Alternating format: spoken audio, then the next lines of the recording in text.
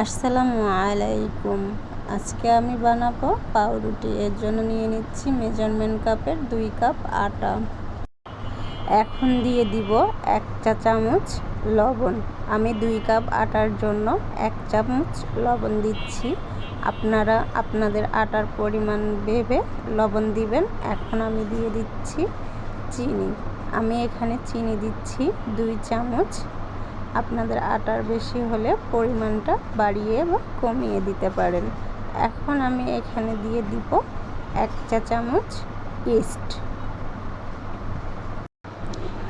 সব শেষে দিয়ে দিচ্ছি আমি রান্নার তেল। আপনারা চাইলে ঘিও দিতে পারেন। আমি 2 চামচ দিয়েছি তেল।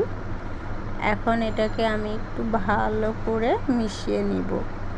সবগুলা উপকরণ দিয়ে ভালোভাবে মিশিয়ে নিচ্ছি। দেখুন আমি ভালোভাবে মিশিয়ে নিয়েছি।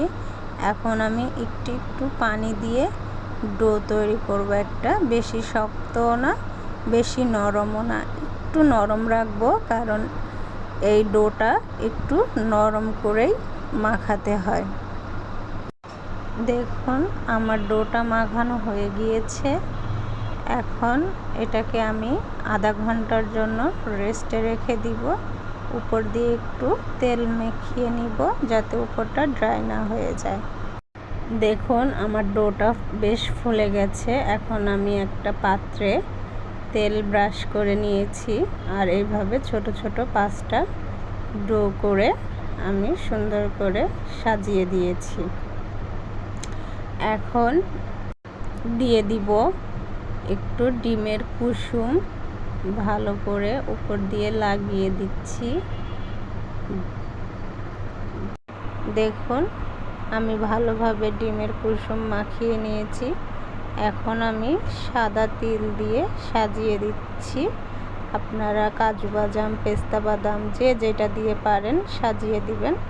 আমি সাদা তিলটাই দিচ্ছি, দিয়ে সুন্দর করে সাজিয়ে নিচ্ছি। দেখুন আমার সাজানো হয়ে গেছে। দেখুন চুলায় আমি একটা ফ্রাই প্যান বসাইছি। ফ্রাই প্যানের উপরে একটা স্ট্যান্ড দিয়েছি।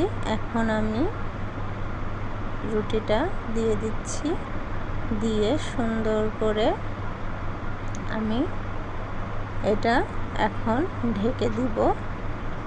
উপর দিয়ে যে ঢাকনাটা দিব, ঢাকনাটাও আমি একটা টিস্যুর সাহায্যে ছিদ্রটা বন্ধ করে দিব, যাতে কোনো হাওয়া বের হইতে না পারে। আমার রুটিটা হইতে 10 থেকে 15 মিনিট সময় লাগবে। আমি আপনাদেরকে জালটা দেখিয়ে দিচ্ছি কেমন আছে। আমি চুলাটা রেখেছি একদম মিডিয়াম আছে, লো হিটে রেখেছি। এখন ফিরে আসছি 20 মিনিট পর। দেখুন আমার রুটির কালারটা কি সুন্দর হয়েছে। রেসিপিটি কেমন হয়েছে অবশ্যই কমেন্ট করে জানান। কমেন্ট করতে ভুলবেন না। সেই পর্যন্ত ভালো থাকুন, সুস্থ থাকুন। আল্লাহ হাফেজ। আসসালামু আলাইকুম।